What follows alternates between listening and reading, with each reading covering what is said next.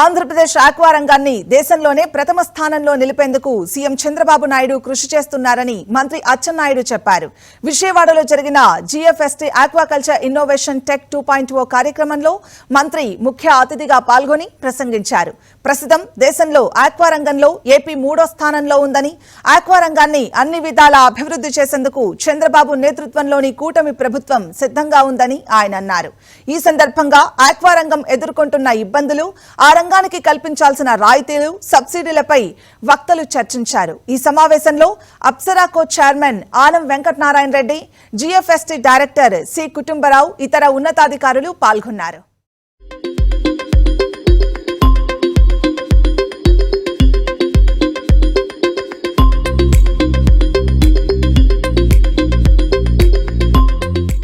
ఈ దేశమే కాదు, ప్రపంచంలో ఎక్కడెక్కడ టెక్నాలజీ ఉందో అంతటినీ అనుసంధానం చేసి మన రాష్ట్రంలో ఉపయోగించుకొని ముందుకెళ్లాలని చెప్పి ఆలోచన చేస్తున్నారు.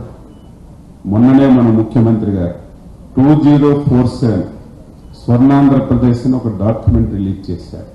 భారత ప్రధానమంత్రి గారు వికసిత్ భారత్ అని చెప్పి ఒక డాక్యుమెంట్ రిలీజ్ చేశారు. దానికి 2 విధాలుగా 2024 నుంచి 2029 వరకు ఏ విధంగా మనం ఈ రంగాన్ని అభివృద్ధి చేయాలి, 2047కి ఏ విధంగా అభివృద్ధి చేయాలని ఒక ప్రణాళికాబద్ధంగా మనందరం ముందుకెళ్తే ఇది సాధించగలం, సాధిస్తామని చెప్పి మీ అందరికీ ఈ సందర్భంగా తెలియజేస్తున్నాను. ముఖ్యమంత్రి గారి దగ్గర డిస్కషన్ చేసినప్పుడు కూడా అచ్చెన్నాయుడు గారు ట్రేసబిలిటీ అనేది ఇంపార్టెంట్. ఇవాళ మనం ఏదన్నా వస్తువు సూపర్ మార్కెట్లో కొంటే ఫస్ట్ వెనకాల చూస్తాం, అది చైనా నుంచి వచ్చిందా, వియత్నాం నుంచి వచ్చిందా, లేకపోతే మన స్టేట్లో తయారైందా, వేరే స్టేట్లో తయారైందా అనేది మ్యానుఫ్యాక్చర్ ప్లేస్ చూస్తాం కదా. దాన్ని బట్టి చైనా అనగానే ఒక లో క్వాలిటీ అన్నట్టు ఫీలింగ్ ఉంటుందా? అదే అమెరికన్ ప్రోడక్ట్ అంటే అదే విధంగా ట్రీట్ చేస్తాము, చెయ్యం కదా. అంటే ఒక బ్రాండింగ్ అనేది డెవలప్ కావాలి.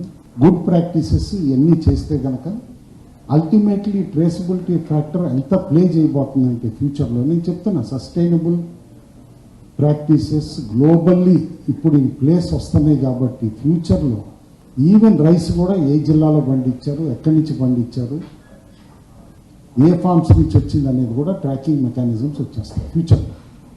కొంచెం ఫార్ఫెచ్డ్ అనుకోవచ్చు, కానీ ఖచ్చితంగా అన్నమాట ప్రోడక్ట్ ఆరిజిన్ ఎక్కడ అనేది క్రూషియల్ అయిపోతుంది ఫ్యూచర్లో. మీరు ఇచ్చే ఫీడ్ సరిగ్గా లేదని రైతులు చెప్తున్నారు, కానీ దాన్ని ఎన్ఫోర్స్ చేయాలంటే మాకు పెద్ద టైం పట్టదు. మేము రావచ్చు, నర్సరీలు రేట్ చేయవచ్చు. నో, ఫ్రెండ్లీ వేగా ఒకరిని ఆదుకుంటూ ఒకరు కలిసి చేస్తే మేమేదో పోలీస్ మ్యాన్ లాగా పనిచేయాల్సిన అవసరం రాదు. మీరు రాని కుడుతు కూడా, ఎందుకంటే ఇదంతా కుటుంబం. ఈ బ్లూ రెవల్యూషన్ లో ఇది సక్సెస్ కావాలంటే మీ మైండ్ సెట్ మారాలి, మా డిపార్ట్మెంట్ మైండ్ సెట్ కూడా మారాలి. నేనేమి మా వాళ్ళు బంగారులని నేను చెప్పటం. మై పాయింట్ ఇస్ అందరం కలిసి చేస్తాం. మీరు తగ్గాలి, ఫార్మర్ తగ్గాలి, మీరు ఒక మెట్టెక్కాలి. అది ఆ విధంగా చేయగలిగితేనే ఇప్పుడు మనం చెప్పిన టార్గెట్స్ అసలు అచీవబుల్ కాదు, థింకబుల్. This program is being organized with the help of Avanti. Then Ananda Group is there, then Sandhya is there, then Nikanti is there, and Devi. Idea is that we will be creating a think tank outside as well as inside the government, and we will be supporting whatever ideas come and we can take it forward.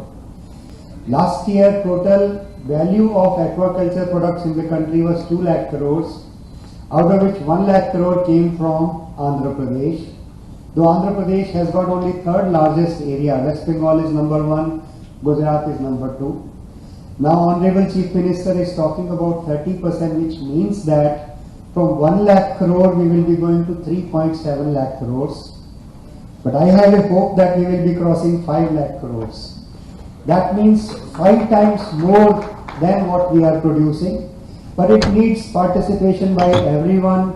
It needs a lot of control and support system, sustainability of the water sources. So a lot of things are required and risk should not be taken. ఒక్కొక్కరిని పిలిచి ఒక్కొక్క stake హోల్డర్తో మాట్లాడితే it is about I'm good, నేను బాగున్నాను, the rest everybody else, all the other stakeholders are bad.